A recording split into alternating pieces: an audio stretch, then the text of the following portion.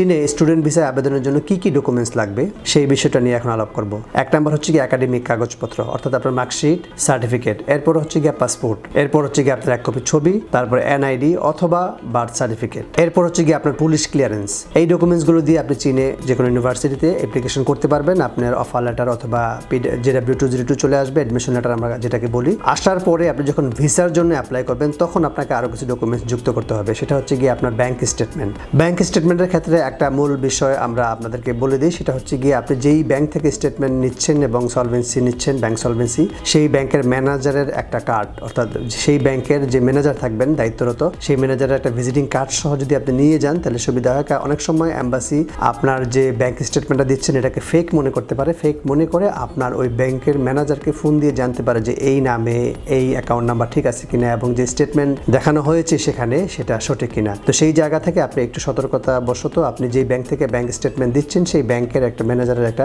Visiting card অবশ্যই আপনি নিয়ে যাবেন।